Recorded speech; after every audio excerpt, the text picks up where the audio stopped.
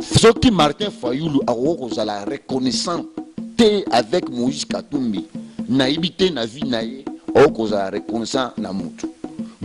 oyo asali Martin Fayulu akoma Martin Fayulu baye tina ba frontière ba fukuna na ba frontière ya Rwanda c'est Katumbi achaki mbongo na ye belé lelo bati mosusu na zolanda bango na internet ke Martin Fayulu azaka pétrolier na seki na yoki soni na yoki mawa natali congolais motema mabe lelo bozali ko reconnaître bolamu ya Katumbi te Katumbi akomi mutu mabe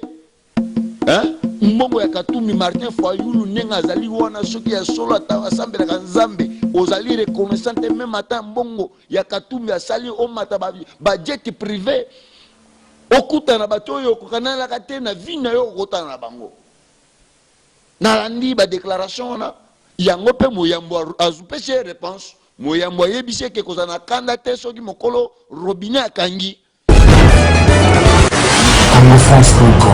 lelo ngonda kola musa terme soulèvement populaire tozaki na Rwanda mutuchi awa akokaki kolakisa nani soulèvement populaire te nzambe akofuta mutu nyonso na sia mokili oyo na bolamu na malamu zosala so mutu alamusi soulèvement populaire na constitution nini oyo na article nini oyo kopesa ye pifona ngana ko mona ke bato bakomema bato na en babomana bato na bakokanga bango bakota prison. Merci beaucoup, mesdames, demoiselles et messieurs, chers amis, fidèles téléspectateurs de la 3xw.congofrance.com. Merci parce que vous êtes en train de nous suivre à travers le monde. C'est votre émission Tosolo la Pona Congo, présentée par votre serviteur Yannick Wenge. Moto Atonda Kati Nakibonzame Kati na chers amis, fidèles téléspectateurs, vous savez bien cette émission, tu as un rapport à Bino Congolais, analyste, Nakati Yamoga, tu as un Kati émission, aux chers amis, fidèles téléspectateurs, moi, Mikolo Belé, Toka, moi, mais Mouto, à ce moment-là, les soutiens, qui Congo, à Tiki combattre. Aboyi susu koloba makambu etali mboka na ye papa Peter Mukendi lelo to kamwe azui avion kolonga mboka na ye dirima pe kokoma awa na Johannesburg poto solo la makambu etali mboka na biso to kosola makambu ebele oyo etali mboka na biso mbutu na jekami na nomination mbutu kotukuna toko solango na kati ya mission oyo silence ya président Moïse Katumbi Tchapo toko solango avec le président Peter Mukendi le fils du président Moïse Katumbi Tchapo. On va parler ici dans cette émission. Papa Peter Mukendi, tu peux sur Motepe, Ozaboui, Malamunambo, Nabiso. Merci mingi ndeonangai Yannick Wenge mutu atondi na Buzambe na pesi mbote abande ko tunyo so bazolanda biso na tongo ya lelo obalanda ka biso babenga biso pona encourager biso. Merci pona mokolo lelo lisusu nzambe nde mutu asengaki ke mokolo lelo tokotana na yo toye tengera bolobaki ke toye potke toleka tosolola pona makambo ya mboka na biso yebike biso toyaka nano ko défendre pays Congo malgré nazana titre na ngamo boye ya Katumbiste mais nano c'est Congo total ndenge mboka na biso ezali kokende c'est un peu ça. Merci beaucoup papa Peter, bienvenue à Johannesburg pe na pesi mbote na mama Adele Yombo mama aliaka ba trisomie ayaka na ba autiste ba ndundu bano ba bwakama ouais ba pesi kombo fondation na kombo ya ebale na Chiluba donc oboti mono ke ko bwaka yenda zo yamba bandeko boza ba moyen bosunga pe mama wana mama Adele Yombo azolia bano ba bwaka ma fondation Adele Yombo. Merci beaucoup na 0044 mama Nadi Malila Dota Abraham Mujulu moto na Nzambe mama Mimindu mona pesi mbote mokonza mama nyoso na Bundes botala ka émission avec Pacte na idéologie papa Peter Mukendi to betano li solo ya maramu ya mboka la biso mbutu na jekami na nomination ya Kingo Kumwanza na ebite nini ezosenga kuna tricage ne salami kuna bat bazolela trop. Merci beaucoup ndonangai Yannick Wenge mutu atondi na Bunzambe. Sincèrement izali nomination ya papa Kingo na jekami te nomination ya papa Kingo na kati ya Kadel NCCZ donc oyebi 18 ans oyo politique nambe afandaki na mboka na biso wana jekamine komaki propriété privée la bango babomi Kadel babomi jekamine basali tout ba mbongo nyoso oyo kotaka wana ekotaka na ba poche na bango batu ba congolais oyo ba mela makila ba congolais oyo balinga Congo kende ya avancé te ba congolais oyo balinga ka ki bango kaka président ya RDC a nommé Papa Kyungu ya kumwanza na kati ya Cadel comme président, aye kotia Fabien Mutombo comme directeur général. Baza bato basalaki na kati ya Cadel, baza ba travailleur ya Cadel ba yebi société wana façon etambolaka, baye kozwa bato mususu balongoli Albert Yuma oyo a piège kami na complicité ya Hippolyte Kanambe rwandais. Baye kozwaye batie balongoli na isika oyo ya directeur, parce que place wana nde place bazayi copier bazozwa mbongo ya Jérémie bazotiela les politiques Kanambe na ba compte privé. Baye comprendre que ndenge Félix azui batu oyo atie bango awa bakoyeba ndenge nini tozayi ko travailler place oyo, parce que bako travailler bako sala bilan une année 2 ans tozui combien batu oyo basali combien des années awa mbongo nyonso bazayi ko sala awa bamemango wapi. Nde omoni changa o makelele ekotaki o basali boye banome batu bote ezalaki wana balingaki kaka ke balongola batu oyo président Félix anomaki poke bayeba te ndenge nini bakopo bazali kosala na kati ya Jérémie. Donc c'était raison wana nga namonaki eloko moko ya mabete oyo Félix asalaki mpona nomination ya batu wana, mais malingaki bakotisaka makelele na kati ya mboka pona nini Félix a nommé bango, parce que bayebaki déjà que vérité ko monana et ko yebana ndenge nini to utu copier mboka oyo. C'est un peu ça.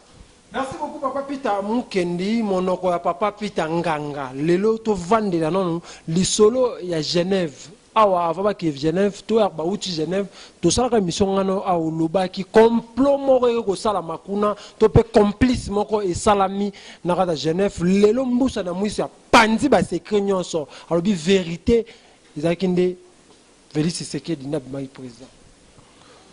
obi makambo Congo tolobaki awa ke tokosambela nzambe apesa biso choix na ye. Tozana besoin ya choix ya mutu te, parce que choix na yo ezali choix oyo nzambe azali kolinga te, mais soki olingi ke nzambe apesa choix na yo kopesa yo, mais ekozala na makanisi ya nzambe te. Yo nanga na micro na bino na site ya bino Congo France tolobela makambo ya Genève avant bakota na Genève bilili ezali ya koloba ke ndenge bozokende kuna bokende pona ba intérêt na bino te, kasi bokende kuna pona intérêt général ya peuple congolais oyo ezali ko souffrir. Taba ndeko bakota ikuna bayokaka biso te, bakende osalela nzoto, bakende osalela province, bakende osalela kindeko, baboyi Congo basaleli tribalisme oyo président nanga Moïse Katumbi atelemaki yango na tongo ya koloba ndenge nini bato mibale ya province moko bakoko kobima. Wana Katumbi asala déclaration na tongo mokolo bakoti na Genève kuna. Na nyonso tu ilekaki wana Moïse Katumbi tellement a respectaki signature na ye atikalaki na makambo wana. Tabaki biso tozaki na prière kolobake Shadari ata na ndoto akobima te soki abimi moto kopela na Congo entre Martin Fayulu na Félix Tshisekedi bango mibale wana moko il faut abima, mais na maloba ya ngai ya suka naloba ke nzambe pesa biso choix na yo ta élection esalemi États-Unis d'Amérique et bimisi résultat ya koloba ke Félix aganyaki na 46,8%. France na Belgique babimisi 62%. So tozongi lisusu mwa muke sima na maloba nanga lobi na bato bayarolaki pona élection bazaki 38 millions. Bato o bakendaki pona vote bazaki 18 millions. So tosali calcul, est-ce que okozwa 62%? 69% ekobima boni tant nombre ya bato bakendaki ko voter so tosangisi yango ekokoma bongo te so tolobi bongo, c'est-à-dire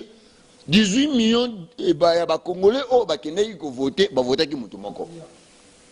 Ozo comprendre? Siko ezaki kopo oyo esalamaki na ba français na ba belge na bato oyo bazali ko soutenir et politique Kanambe to solaka na yo na code minière oyo et politique Kanambe a changé la ki bango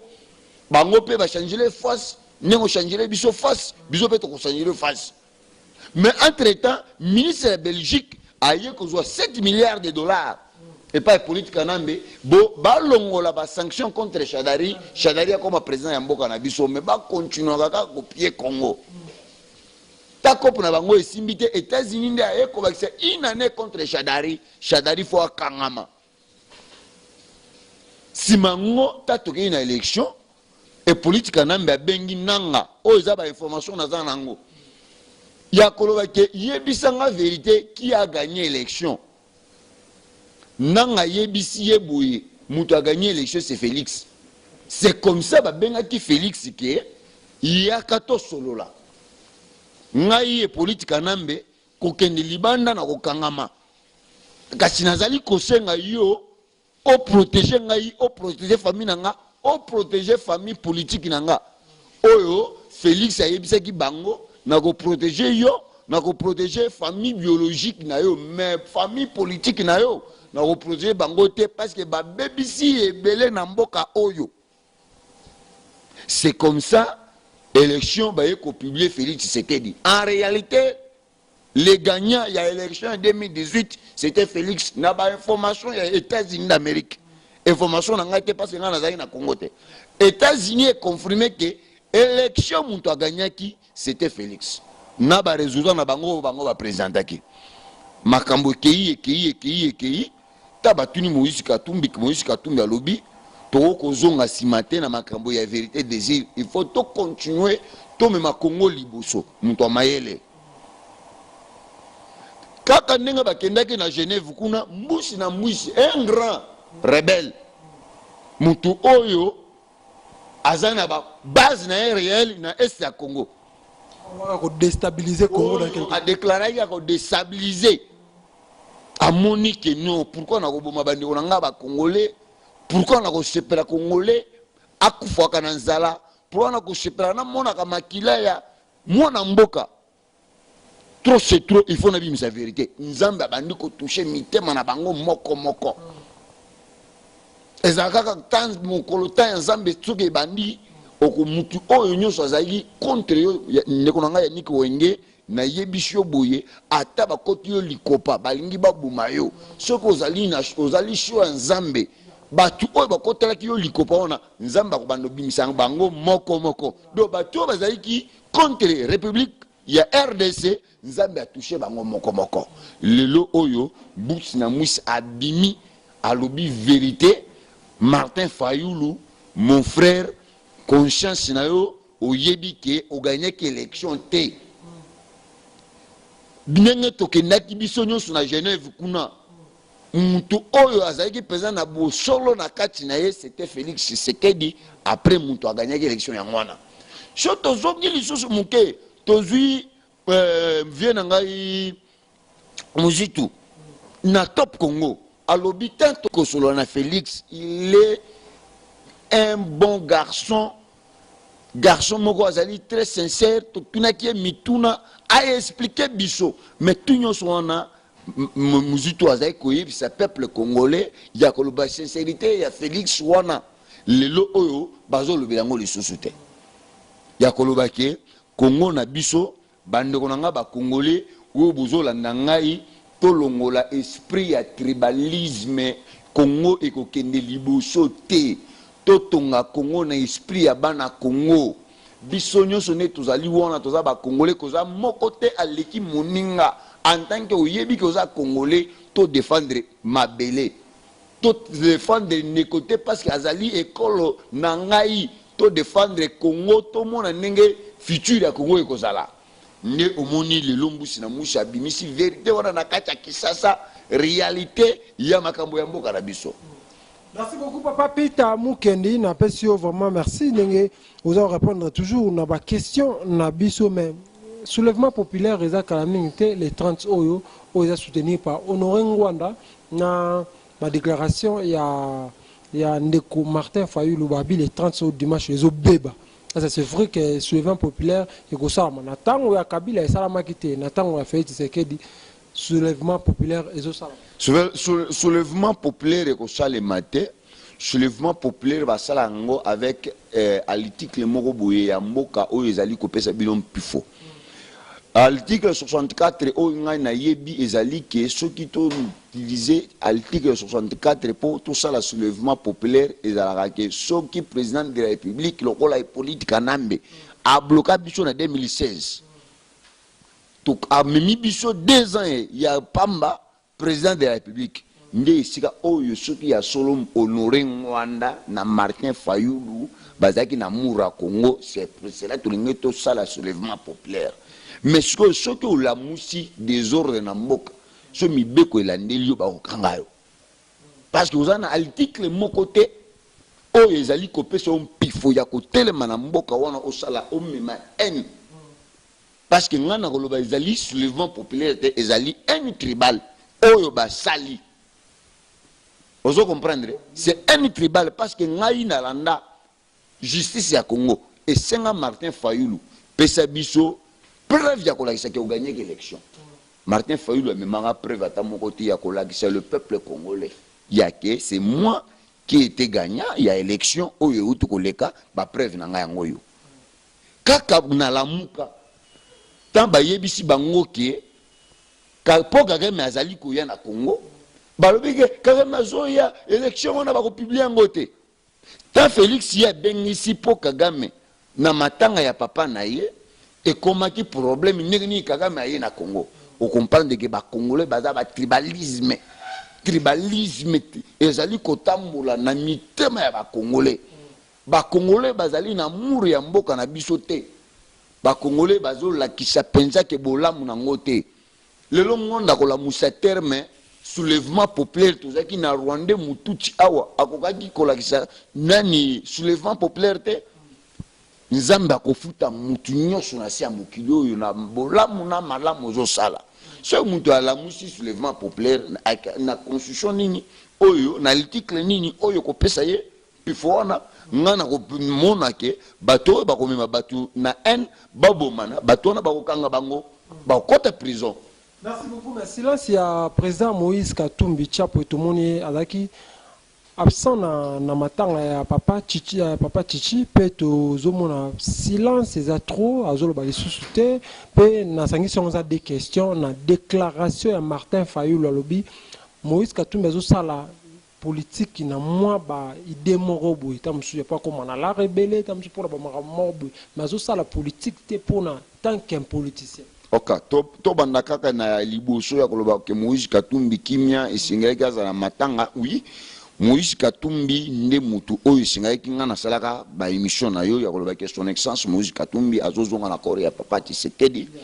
même mukulu oyo avant kore ekita na Congo c'est lui oyo abimaki na Lubumbashi akendaki na Bruxelles akendaki ko signer parce que mutu azai ko futa ba mbongo ya nakati ba morke c'était Moïse Katumbi nde mutu akendaki kuna ko signer mais azwaki contretemps façon nini akoki kokita na kore ya papa na biso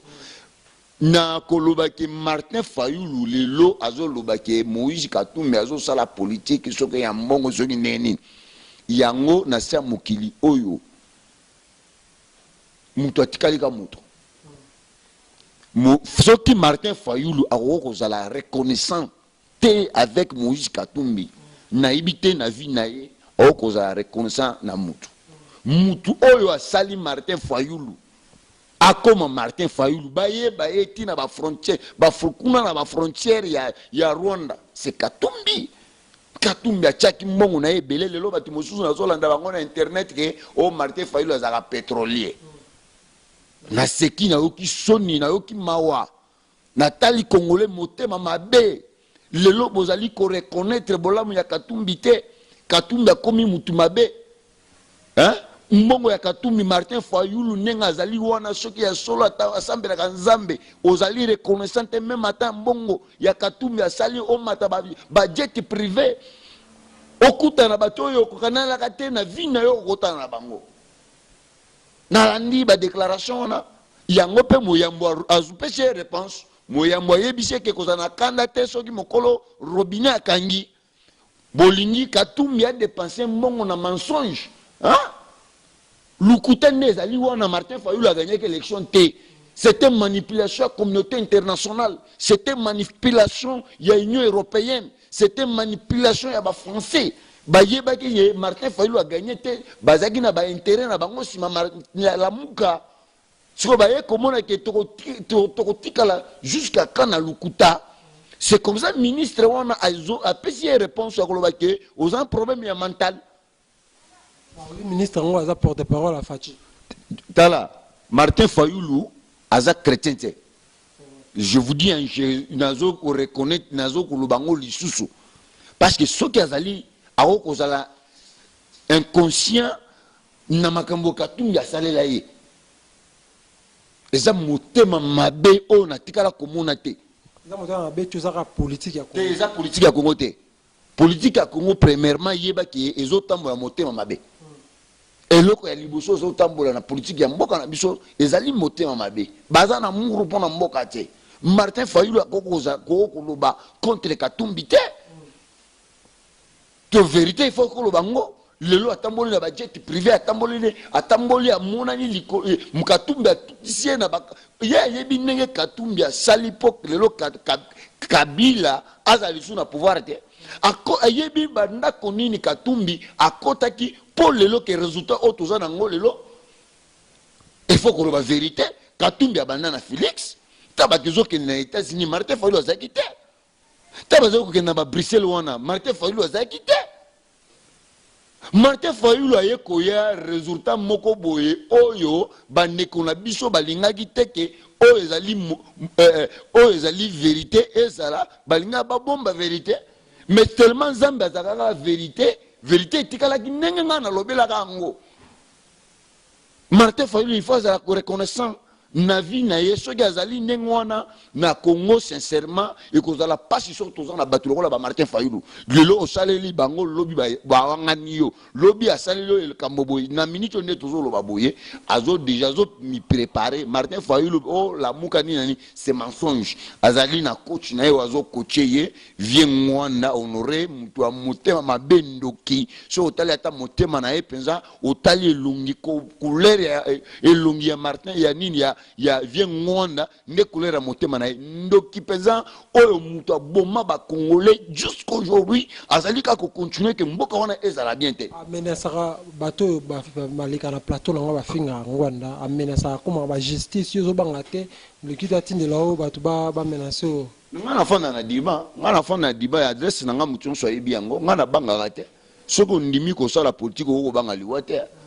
ngana banga te mutu nyonso so kitika na dirba otuni pita mukendi bako mema yo tina ndako nanga batu mingi na no yamba soka na yambe o mo mission oyo na loba pona ba vérité ngwanda bakutu bafungolinga kesi ba olukisanga ngako lukisanga te nga mutu nyonso ayebi adresse nanga ngana fana na dirba ngana fana na dirba na banga te soko kominga na dirba otunika na tozoluka pita mukendi bozo ngana banga te. Merci beaucoup le président Peter Mukendi mona ya Moïse Katumbi Chapo et le président les amis de Moïse Katumbi Chapo toujours dans le cadre de cette émission mais là ba marche tu koleka awa elo komo kamusinga un cadre ya PPRD alobi Félix Tshisekedi azoki une élection te biso nde to pesa ke pouvoir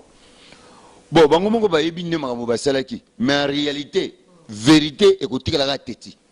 vous comprendre et kana o bango batu ya PPRD bazaki nango parce que ba botoli bango bisika o bazaki copier ozo comprendre bazaki copier Congo balinga basala ba komisaki yango propriété privée na bango je kamine komaki eloko na bango or que à l'époque ne biso tokolaki na Lubumbashi wana je kamine minerai tout nyonso je kamine ezaki koleka na rai ekoti wana ekoti na kadele babimisi yango Zimbabwe ekomi en Afrique du Sud mongo wana ekoti na caisse ya l'état c'est comme ça ozaki kokuta ke ba travailler na je kamine ba travailler à kadel bazaki ko futa bango ce que za na bana 6 ozala na 6 sacs ya fufu ce que za na bana 10 ozala tokozala na yo na dirban et pas ya king mananga président ya ba combattant ya dirban oyebisaka biso boyi Joseph Kabila azani on a binoté ndesiko biso ba congolais o tozai na kondima ke et politique nambe azandi kona binoté bozonga Kinshasa bokende bofungolele dossier potoyeba ya solo ke makambo bozai koloba ke et politique azandi kona binoté toyeba bakangaye. Merci beaucoup papa Peter Mukendi toujours na cadre ya émission na biso de sola makambu oyo etali mboka na biso toza ba congolais bandeko na bino oyo bozota la biso tozo sola toujours makambu ya mboka na biso mais papa Peter na minute oyo toyi ke président Moïse Katumbi aza na parce que les obétamment dans Batrasa loi Rosalate mais Melika brisque en Égypte brisque non Moïse Katumbi comme dans la surprise aza muto ba surprise te Moïse Katumbi aza mutu moko atambola na honnêteté na sincérité na kati na ye bantu nyonso nde bafandaki na bango na Genève wana bayebi qui est Katumbi c'est quelqu'un oyo soka lobi oui c'est oui soka lobi non c'est non Katumbi aza oyebi ki alinga bali na vie na ye ya kosana te kwana kuna tozana ba joueur oyo ya Mazembe baza kuna tozana ba Trésor Mputu tozana ba joueur belé en réalité ba nyonso wana baza kuna baza ba joueur ya Congo baza bana Congo bakei kotombola bendele ya RDC ne bakei kotombola bendele ya RDC c'est-à-dire Moïse Katumbi il est là pour soutenir notre pays. Alors, Bakango, Bicho Toza na kata républicaine. Soki bango ba muzito ba boyi ko za ba républicaine, batika na ba kwenda bango ba sala ma politique na bango ya lukuta ya motema mabe, Katumbi ya ko sala politique ya ko soutenir le peuple congolais. Il est là pour faire bien du bien ya bana mboka. Donc Katumbi akei na kan kuna na Égypte, na Cairo ake ko soana bango ko pesa bango ba moral moi muté ko zanango ako partager na bango ko non bozali a opona ko bunda pona école na biso bendele ya Congo et kitate et tombe c'est comme ça Moïse Katumbi il est partout azali même temps azali gouverneur il était comme ça même avant azali gouverneur ya Congo bato ba yebi Katumbi c'est mutu oyo azaka na bosolo na kati na ye. Merci beaucoup Papa Peter Mukendi. Pour finir parlons à présent de la mort soupçon ya lokuta sur qu'il est dans les réseaux sociaux mais sous ba CP là rebi na ki sango ya liwa batu bazo CP là na ba rumeur ya liwa ya papa Kengo Adondo je crois Kengo Adondo na évité réaction non sincèrement Kengo Adondo azali bon ngana obombaka te ngana na tamaka na vérité na ngande ko bomisanga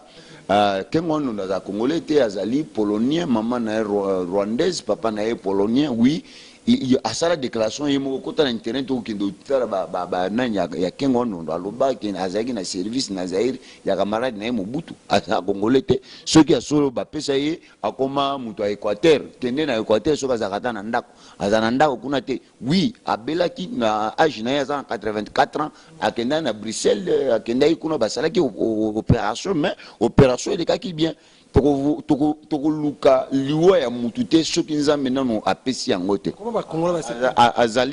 azali mutu oyo a développé mingi na mboka na biso RDC soki Congo ko pesa ye nationalité parce que nationalité ba pesa yango lokola nguba na manyoko te toza na Afrique du Sud oyo ba ndenge nationalité ndenge le kakawa pour kozwana no résidence za mbutu donc azali muto a développé mingi asali na gouvernement ya mboka wana depuis Mobutu jusqu'aujourd'hui azali koliaka mbongo ya Congo donc ndeye azali wana azali na mawata mukete ya Congo ngana kolakila ete akufa te azali na opération oyo elekaki na IGB Bruxelles après opération na ye asilisi na banzi ke azali na mbeto na ndako kuna na Bruxelles na famille na ye place oyo ayiba mbongo na Congo ke otikaka kwa oui ye kuna piaka balarde après azape na ba minéraux na ye ba mabulu na ye ba binsa ba minéraux donc et comme copie ya batu moko boye Congo et comme copie soko kaka ozali mutu moko soit olobela ke politique na mbeye ba ko fongola pe libulu na yo quelque part tunyo soko sala mutu moko te akocha yo manzaka donc abelaki ya solo basalaki opération si opération il kaki bien aza na Bruxelles place oyo azali ko sala nini na ye